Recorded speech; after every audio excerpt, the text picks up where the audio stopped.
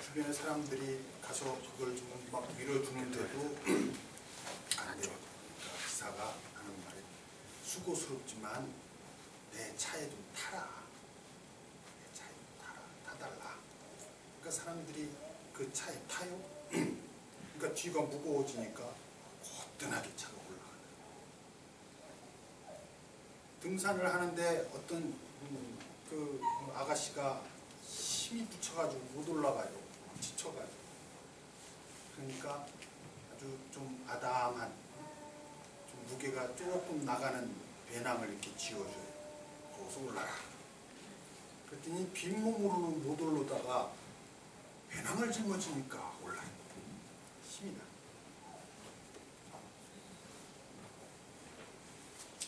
인도의 성자 썬다싱이라는 사람이 있습니다. 그 사람이 히말라야 산을 히말라야를 넘는데 넘다 보니까 지쳐 쓰러진 사람을 발견했어요. 그래서 그 사람을 부축하고 업고 막 가요. 가다가 너무 이제 힘들죠. 그러니까 느리고. 그러니까 썬다싱 일행을 이렇게 앞질러 가는 이제 뒤에서 추월해 가는 사람이 있었어요. 그 사람을 붙들고 이 사람 같이 좀 가자. 나 혼자 너무 힘들다. 그랬더니 그 사람이 하는 말이 저 사람 데리고 가다가는 우리가 다 죽습니다. 그러니 산 사람이라도 살아야 될 거 아닙니까? 두고 갑시다. 썬다싱은 차마 그렇게 못하겠다. 그래서 당신 먼저 가라. 썬다싱이 그 사람을 데리고 가요. 힘들게 데리고 가는데 한참을 가다 보니까 앞서가던 사람이 죽어 있어요. 그 추위에 견디지 못해서. 근데 썬다싱은 그 사람을 짊어지고 가느라고 몸에서 열이 나고 그 사람도 아직 안 죽었으니까 몸에 아직 열이 있고 그래서 어떻게 살았다. 제가 어렸을 때 초등학교 5학년 때 기억하고 있습니다. 어느 집에 새를 들어 살았는데 그 집에 아들이 저보다 한 4, 5살 어린 아들이 있었어요. 근데 그 아이가 얼마나 못됐는지 참 못됐어. 장독 열고 거기다 막 흙 집어넣고 그 여인들이 세다는 여인들이 빨래하면 그 등에다가 가서 오줌 있고 그래요. 그러니까 세 사는 사람들이 얼마나 그냥 뭐 화가 나겠어요. 근데 그때만 하더라도 이 집주인들의 유세가 참 대단한 때거든. 그러니까 집 없는 서름 뭐 어쩌고 하는 게 그때 얘기예요. 집주인은 뭐 언제든지 집 빼라. 그러니까 사람들이 그 아이에게 뭐라고 막 화도 못 내고 그냥 속으로만 사귀고 그래요. 근데 얼마 전에 내 동생 내 집에 그 사무실을 들렸는데 그 사무실이 그 동네에 있습니다. 근데 바깥에서 악 하는 소리가 들려요. 그래서 저게 무슨 소리냐 그랬더니 저 사람이 그 사람입니다. 그래서 보니까 그 주인집 아들 인우라는 아이인데 그 아들이 못된 아이가 아니고 전능아였어요. 나중에 보니까 이제 정신지체 장애가 있는 거야. 그러니까 옳고 그름 같은 걸 구별 못하고. 그런데 세월이 훌쩍 지나서 40년이 넘었어요. 그러다 보니까 그 사람 구실을 못하고 있는 거지. 밖에서 그래서 그냥 호기심에 밖으로 나가봤지. 나갔더니 아주 몸은 강 말라가지고 호리호리하고 키는 크고 그러고서 머리는 막 산발을 하고 그리고 초점 잃은 눈 거기서 가끔 소리를 각각 지르면서 이제 지나고 그 아이가 아니지, 이제 중일병이지. 그 사람 한 10여 미터 뒤에 그 어머니가 그림자처럼 나타나. 내 어렸을 적 기억에 그 어머니가 참 고왔어요. 미인이었는데 보니까 그때까지도 그 고운 자태가 남아있더라. 70세가 넘었죠. 그 집이 참, 그 인우라는 아이가 3대 독자 외아들이요. 그러니까 아버지는 2대 독자지. 내 경찰 간부였던 것으로 기억을 하는데, 아버지가 회사에서 퇴근해서 오면은 그 어머니한테 불려가요. 불려가서 1시간이고 2시간이고 이야기를 들어요. 시어머니는 아들 앉혀놓고 그 며느리 성토를 하는 거죠. 그럼 이제 아들은 이제 간신히 어머니에게서 풀려나서 자기 방으로 가면 이제 그냥 거기서 큰 소리가 나요. 전쟁이 터지는 거지.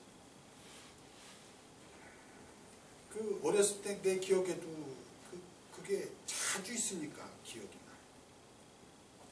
그러다가 얼마 후에 그 인우 아버지가 돌아가셨어요. 암병으로 돌아갔어요. 동네 사람들이 뭐라고 하는 거 아니에요. 시어머니는 뭐라고 하는 거 아니에요. 며느리가 내 아들 잡은 거다. 며느리는 시어머니가 내 남편 잡은 거다.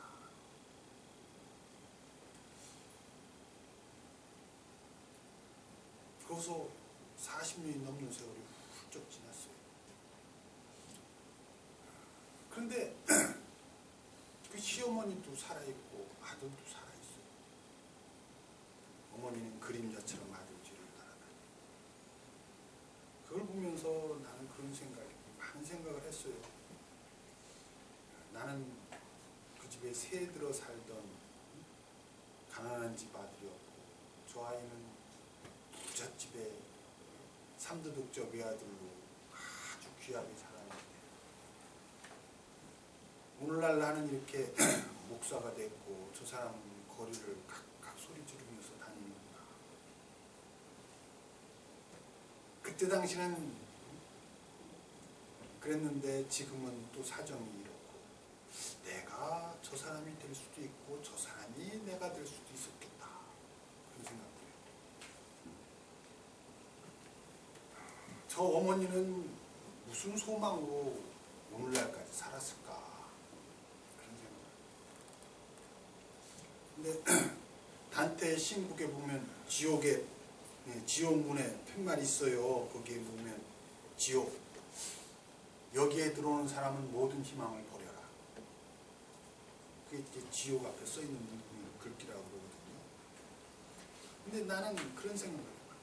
사람이 희망으로 살까? 희망이 없으면 못 살까? 희망으로도 살겠지만 저는 그런 생각을 해요. 희망으로 사는 것보다 십자가로 산다. 저 인우 어머니가 희망이 있었을까? 희망으로 산 것이 아닙니다. 그 사람은 자기에게 아주 주어진 엄청난 짐, 장애 있는 아들, 그 아들로 살았고, 자기에게 참 왼수 같은 시어머니, 그 시어머니 모시는 걸로 살아. 희망으로 산 것이 아니라 엄청난 그 무거운 짐 지는 힘으로 살았다. 인우 어머니도 참 내가 어린 내가 보기에도 참 고왔는데, 그때 당시 희망을 찾았더라면 그 사람 팔자 고쳐야지. 아들 버리고 그 왼수 같은 시어머니에게 내 아들 잡아먹은 당신 얘 애들 키우고 잘 사쇼. 나는 얼굴 반반하니까 팔자 고치러 가겠소? 라고 갈 수도 있었겠죠. 그게 오히려 희망 찾아간 거지. 근데 희망을 찾지 않고 십자가를 찾다.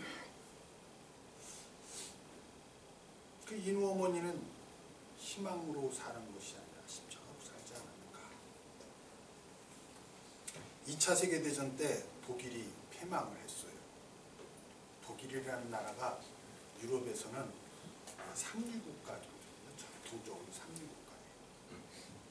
프랑스에게 늘 이제 밀리고, 오스트리아 프리시아에게도 밀리고 근대에 이르러서는 영국이 산업혁명하고 나서는 영국에게 밀리고 그래서 유럽 내에서는 상류국가로 열등감이 많았다. 근데 히틀러가 탁하니 그 국가사회주의 주장하면서 나오고 그러면서 이 게르만 민족주의를 얘기해요. 우리 게르만족이 특히 우리 독일 민족이 너무나 우수하다. 적자생존의 법칙에 의해서 전 세계는 이제 인류는 우리 독일 게르만 민족이 다 지배해야 인류가 살고 인류가 발전한다.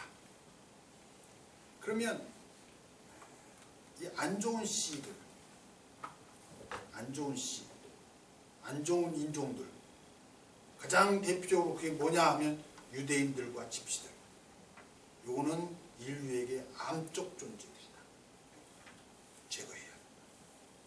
그래서 유대인들과 집시들을 막 많이 죽였잖아요.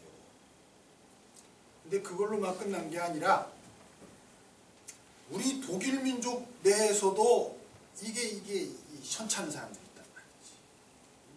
유전적으로 좀 현찮은 사람들. 정신이 좀 문제 있는 사람들. 또 지체가 좀 문제 있는 사람들. 그래서 좀 독일 민족의 그 우수성을 저해할 만한 사람들. 다 죽여버려라. 죽여버렸어요. 나는 내 역사에서는 조금 엉뚱한 데가 있습니다. 난 독일이 패망한 이유, 독일이 전쟁에서 진 이유는 그 장애인들, 그 좀 모자란 사람들을 죽여서 그렇다. 왜냐? 여러분, 복량해야 할 로무가 있는 병사는 전쟁터에 나가서 총을 맞아도 안 죽어요. 죽을 수가 없어요. 왜냐하면 돌보해야 될 늙으신 부모님이 있는데 어떻게 죽어? 그러니까 총 피해가고 총알이 맞아도 안 죽어요. 젖먹이 아기가 딸린 엄마는 아무리 굶어도 안 죽어요. 먹여 살려야 될 아기가 있는데 어떻게 죽어? 내가 꼭 돌보아야 할 그러한 아주 연약하고 나 아니면 죽을 수밖에 없는 그러한 존재가 있는 사람들은 죽을 수가 없어요. 근데 독일은 자기들이 꼭 돌보아야 될 사람들을 죽여버렸어. 그러니까 병사들이 전쟁터에 나가서 전쟁을 하면서 싸워서 이길 이유가 사라진 거예요.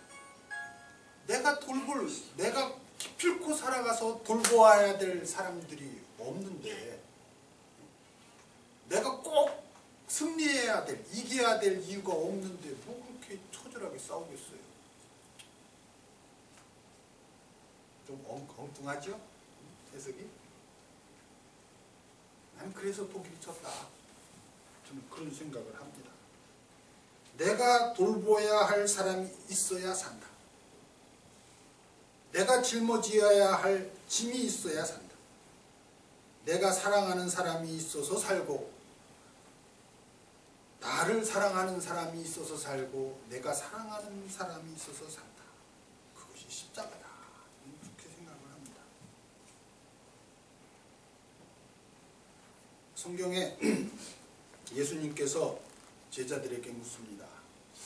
사람들이 나를 누구라 하느냐?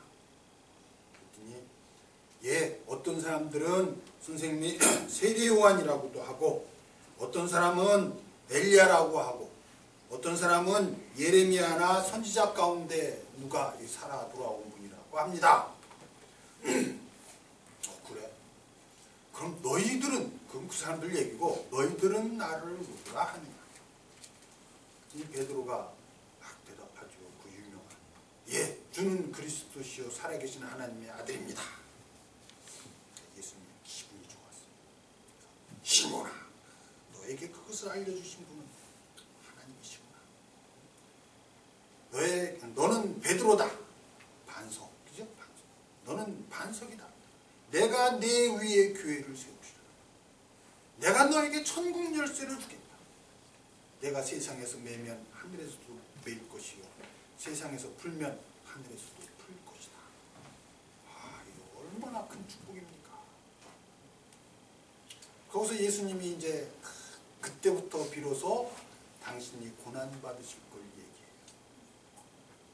반석 같은 믿음들이 됐으니까 말씀하시고, 내가 예루살렘에 올라가면 사람들에게 붙들려서 고난을 받고 죽임을 당하고 또 부활하리라. 그랬더니 베드로가 아주 펄쩍을 뛰어요. 안 됩니다. 그럴 수 없습니다. 그럴 수 없습니다. 어떻게 그런 일이 일어날 수 있습니까? 그러니까 예수님이 아주 단호하게 돌아서면서 말씀하십니다. 사탄아 물러가라. 거기서 사탄아 물러가라가 이게 마귀 축출을 할 때 하는 말씀입니다. 진짜 사탄 몰아내듯이 말씀하십니다. 여러분, 옛날 군주 왕이라든가 그런 사람들이 절대 권력을 휘두른 게 아니에요. 사울왕 같은 경우, 사울왕이 전쟁터에 나가서 그 사울왕에게 선지자가 얘기합니다. 다 죽여라. 살아 숨쉬는 건 다 죽여라. 사람이건 짐승이건. 근데 그렇게 하지 못했어요. 그러니까 나중에 추궁을 하니까 병사들이 무서워서 그렇게 못했습니다. 병사들이 무서워서.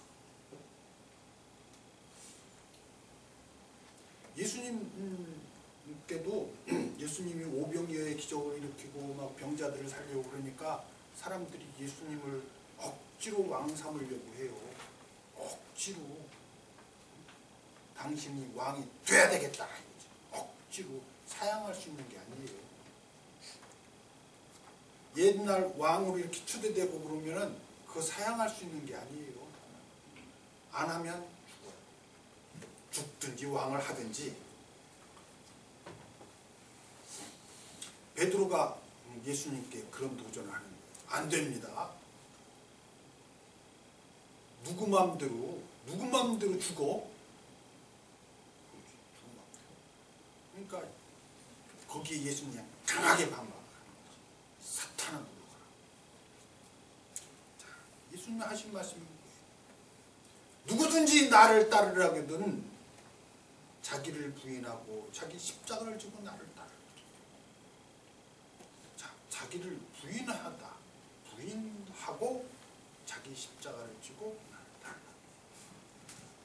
오늘 본문 말씀에는 뭐라고 하는 거 아니? 수고하고 무거운 짐진 자들아 다 내게 오라. 내가 편히 쉬게 하리라. 내 짐은 쉽고 가볍다. 조금 지금 두 개의 말씀이 다른데 어쨌든 수고하고 무거운 짐진 자들아 와라. 짐진 사람들아 와라. 여러분들 짐 지고 왔죠? 세상에 짐 많이 졌죠? 세상의 무거운 짐들 그거 예수님이 싹 없애주겠다. 그걸로 끝나는 게 아니고 내가 짐을 지워주겠다. 내 멍에를 메라. 세상 짐 떨쳐버리고 내 멍에를 메라. 내가 메어주는 멍에는 쉽고 가볍다. 자, 세상에서 짊어지는 짐이 뭘까? 어떤 배가 화물선이 바다를 갑니다. 아주 비싼 물건을 가득 싣고 풍랑을 만났어요. 배가 침몰 위기에 됐어요. 선장이 명령합니다. 이러다가는 다 죽는다. 짐 버려라. 이 엄청난 짐을 어떻게 합니까? 이 귀한 것들을 안 버리면 다 죽어. 그러니까 여러분, 세상에는 버려야 될 것이 있고 버리지 말아야 될 게 있습니다. 지금 배에 가득 찬 보물들은 그 위기에 처했을 때 다 버려야 될 것들이에요. 그렇지 않고 죽는 한이 있더라도 버리지 말아야 될 것들이 있죠. 욕망, 지난번에 욕망에 대해서 얘기했는데 우리는 욕망이 나쁜 게 아니에요. 욕망은 아주 자연스러운 겁니다. 먹고 싶은 거, 먹고 싶은 게 왜 죄요? 아주 예쁜 아가씨 보면 품고 싶은 거, 이게 죄입니까? 좋은 거 갖고 싶은 거, 이런 욕망, 높은 지위에 오르고 싶은 거, 이런 욕망들은 너무나 자연스러운 거예요. 근데 이 욕망 자체를 나쁜 거라고 취급할 때 이게 금욕주의죠. 욕망 자체가 아주 나쁜 거. 근데 욕망은 나빠서 금욕해야 될 것이 아니고 욕망은 절제해야 될 겁니다. 절제해야 될 게 욕망이지 다 끊어 없앨 것이 욕망이 아니란 말이에요. 그런데 결국 가서는 욕망이라는 것은 다 소멸될 겁니다. 살아있는 동안에는 절제해야 되지만 마지막 순간에는 다 없어지는 것이 욕망입니다. 어떤 성자가 있었어요. 성자가 있었는데 얼마나 근검절약하고 금욕적인 삶을 사는지 그 양반에게는 소유가 없어. 딱 하나 있다면은 주전자, 아주 찌그러진 주전자 하나 있어. 거기다가 물도 끓여서 세수도 하고 발도 닦고 거기다가 밥도 해 먹고 국도 끓여 먹고 그냥 주전자 하나 가지고 모든 것이 다 해결이 돼. 그 성자가 제자들에게 늘 가르치는 것은 무소유 살아라. 욕망을 절제해라. 사람들이 참 그렇게 정말 그 선생이 그렇게 살고 또 그렇게 가르치니까 거기에 감명받아서 정말 그렇게 살아요. 그 인근 마을에 있는 사람들도 다 참 그 성자를 존경하고 그 마을의 가장 부자인 사람도 예, 선생님 말씀 잘 듣겠습니다. 그랬으면 베푸는 사람이 살아요. 그리고 마지막 주님 오실 때는 모든 것 버리고 가야지. 사람들이 그런 마음에 살고 있었어요. 어느 날 주님 오신다라는 소리가 들려요. 그래서 사람들이 야, 때가 됐구나. 주님 마중 가자. 주님 마중. 아니 근데 가보니까 다 왔는데 마을 사람들이 다 왔는데 그 성자만 안 왔어. 어찌 선생님이 안 오셨지? 어찌 이 가장 결정적인 순간에 선생님이 안 보이지? 한 사람이 저기 오신다. 다들 보니까 저 밑에서 아주 낑낑거리고 힘들게 올라오고 있어요. 왜 그런가 봤더니 그 찌그러진 주전자 그거 들고 오느라고. 그 찌그러진 주전자 그걸 버리고 와야 되는데 그거 들고 오느라고 그냥 무거워가지고 못 올라오고. 왜 안 웃어요? 이런 얘기하면 웃어야 되는데 웃어야 될 때 웃어야 힘이 나지.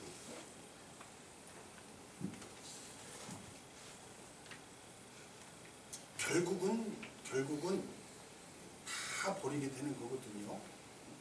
버려야 될 거, 그 찌그러진 주전자 그거 못 버리니까 못 올라오는 거예요.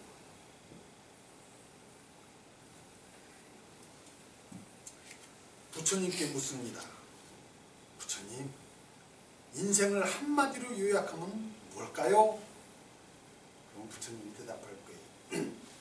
인생은 고다, 괴로움이다. 그래서 괴로움 꽂자. 공자님께 물어봐요.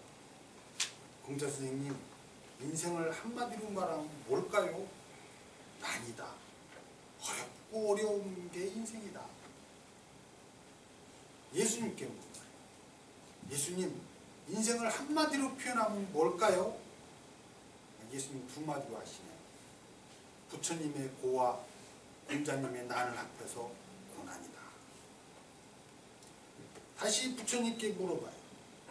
그러면 부처님 고난에서 벗어나는 길이 뭡니까? 고난의 이유가 있다.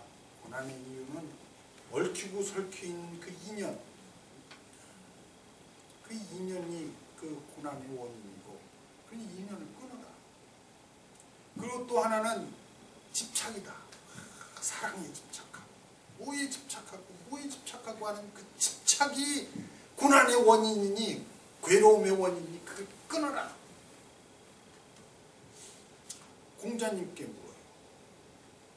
선생님, 어떻게 하면 이 어렵고 어려운 인생살이를 좀 쉽게 할 수 있을까요? 중을 잡아라. 좌로나 우로나 치우치지 말고 딱 중심을 잡아라. 그게 중용이다. 그리고 예를 갖춰라. 극기복리해라. 자기를 극복하고 예로 돌아가라. 예가 아니면 보지도 말고, 예가 아니면 말하지도 말고, 예가 아니면 가지도 말고, 행하지도 말고, 예가 아니면 듣지도 마라. 예가 없으면 짐승이다. 사람은 마땅히 사람답게 살아야 되는데 그 방법이 예다. 이 공자. 예수님께 묻습니다. 예수님, 인생은 고난이라고 묻는데 어떻게 하면 이 고난에서 벗어날 수 있습니까? 예수님 하시는 말씀. 고난의 십자가를 짊어져라. 피하지 마라. 피할 수 있다면 그게 무슨 고난이냐? 피할 수 없으니까 고난이. 집어던질 수 있다면 그게 어떻게 고난의 십자가냐? 집어던질 수 없이 평생을 같이 해야 되니까 십자가지. 제가 언뜻 말씀드린 적이 있을 거예요. 있다와 없다. 없다. 우리나라의 말에 없다라는 말이 참 너무나 좋아. 너무나 멋있어. 없다. 없다가 뭡니까? 비읍시읍 없다인데 나는 그냥 비읍 없다하고 같은 말이다. 이렇게 생각해. 없는 거예요. 아기 엄마에게 아기는 엄청나게 큰 짐입니다. 세상에 그거보다 큰 짐이 어디 있겠어요? 그죠? 제일 큰 짐이지. 제일 큰 짐이지. 그 짐을 어떻게 합니까? 등에다 업고 포대기로 푹 쪄매고 그래서 나와 하나가 돼. 그게 없다. 고난의 십자가는 내가 꼭 짊어져야 될 나만의 십자가는 집어 던진다고 해서 없어지는 것이 아니고 피한다고 해서 피할 수 있는 것이 아니고 내가 아주 적극적으로 짊어지는 것이어야 없어진다. 예수님이 그거 말씀하시는 거예요. 고난의 십자가는 져라.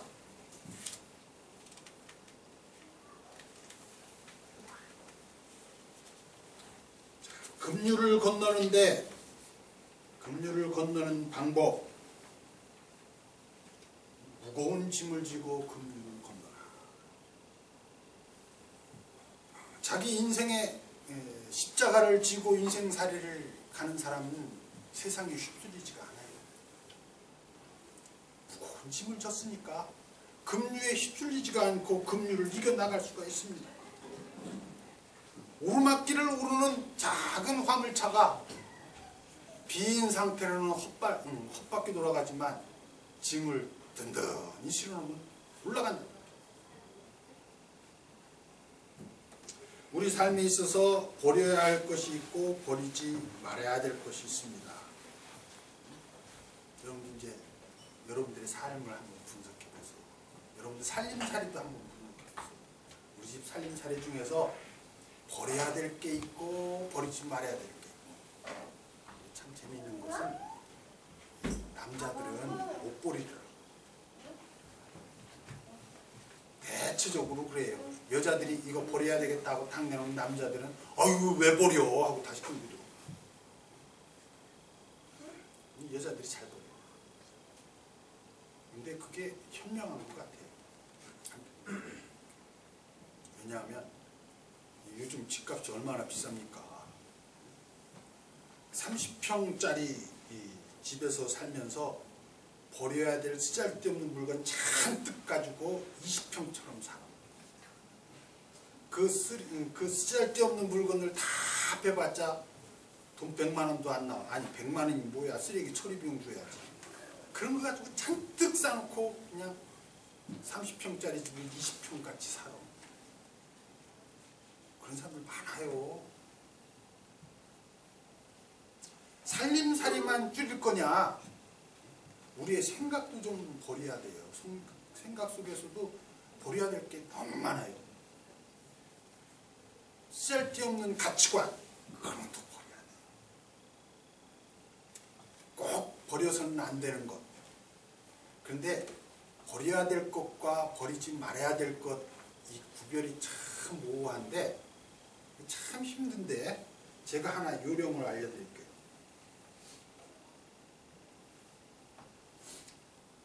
어느 집에, 옛날 어느 집에 가보로 내려오는 아주 귀한 보물 항아리가 2개가 있어요. 그 2개가 있는데, 그러니까 그냥 그 주인집 대감마님이 그걸 얼마나 귀하게 여기겠어요.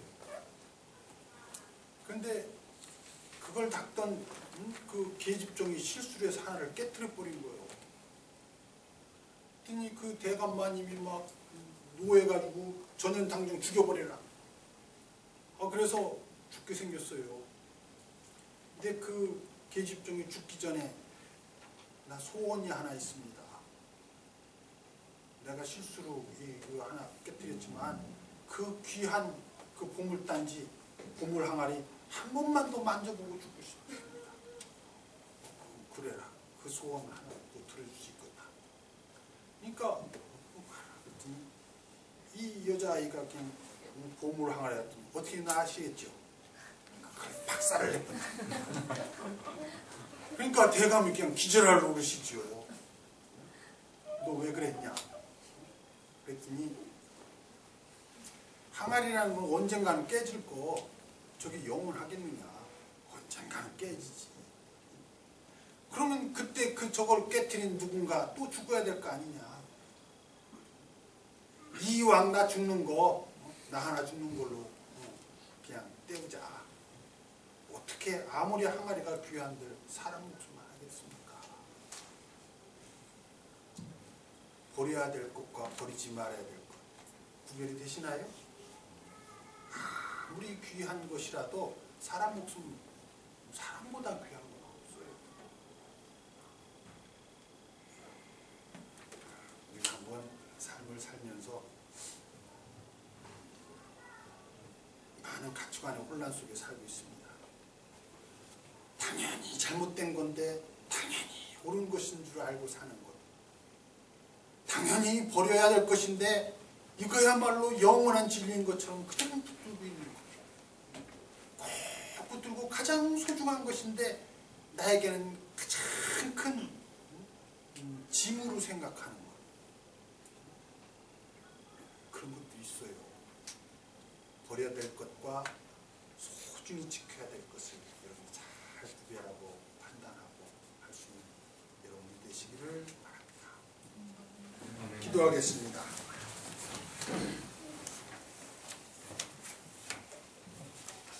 주님 고맙습니다.